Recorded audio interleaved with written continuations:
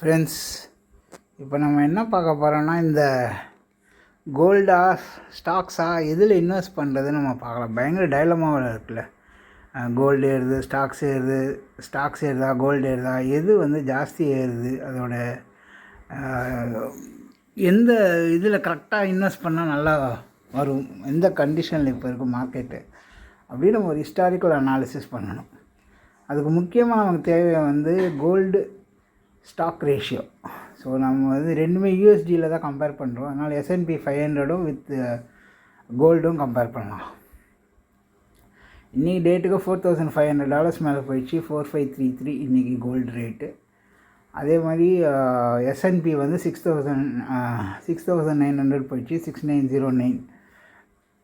So அது ரெண்டுத்தையும் நம்ம கம்பேர் பண்ணி எப்படி மார்க்கெட் எங்கே மூவ் ஆகுது அப்படின்னு ஒரு பார்க்கலாம்.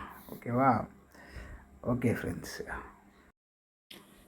நம்ம முன்னாடி பார்த்த மாதிரி இப்போ கோல்டு சில்வர் ரேஷியோ, அதே மாதிரி வந்து கோல்டு SPX ரேஷியோ அப்படின்னு ஒன்று இருக்குது. கோல்டு SPX ரேஷியோனா கோல்டும் SPXும் S&P 500 கம்பேர் பண்ணுறது. ஸோ அது எப்பயுமே 0.654 அந்த இடத்துல வந்தாலே மார்க்கெட் கீழே வருது பாருங்கள். ஹிஸ்டாரிக்கலாக வந்து 2017 கீழே இறங்கிடுச்சு, 2021 இறங்கியிருக்கு, 2025 இறங்கும் அப்படின்னு சொல்ல முடியாது. ஏன்னா 2 வாட்டி டபுள் டாப் 2 வாட்டி பட்டுடுச்சுன்னா 3ஆவது வாட்டி அது மறுபடியும் அந்த லெவலுக்கு ரீச் ஆகிடுச்சுன்னா இட் வில் கோ ஹை. ஏன்னா நீங்கள் கண்டினியூஸாக 4 மாதமாக பார்க்கலாம், அது இன்க்ரீஸ் ஆகிட்டே போகுது பாருங்கள். 0.52லேருந்து 0.52, 0.54 to 0.65 வரைக்கும் இன்க்ரீஸ் ஆகிடுச்சு. ஸோ இந்த கோல்டு ரேலி கண்டினியூ ஆகும். கோல்டு ரேலி இன்க்ரீஸ் ஆகும்போது SPX இன்க்ரீஸ் ஆகும். ஆனால் வந்து gold will be really very high.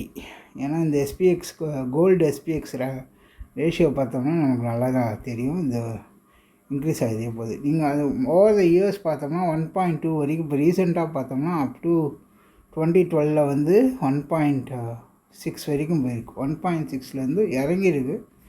But ஆனால் மறுபடியும் கோல்டு வந்து இன்க்ரீஸ் ஆகுது. ஸோ அது வந்து ரொம்ப இந்த கப் ஹேண்டில் பேட்டர்ன் அப்படிலாம் சொல்லலாம். ஆனால் வந்து அந்த பேட்டர்ன்லாம் இல்லை, பேசிக்கலாகவே அது வந்து அந்த லைனை வந்து எப்பயுமே 0.654 அப்புறமா ரீட்ரேஸ்மெண்ட் நடக்கும். ஆனால் இப்போ வந்து ட்ரைங் டு பூம், ஏன்னா கண்டினியூஸாக வந்து அது இன்க்ரீஸ் ஆகிட்டே இருக்குது. அது பார்த்தீங்கன்னாலே தெரியும், 0.654 எக்ஸாக்டாக அந்த ரேஷியோவில் வந்துடுச்சு. So keep investing in gold and enjoy, it will definitely happen. Okay.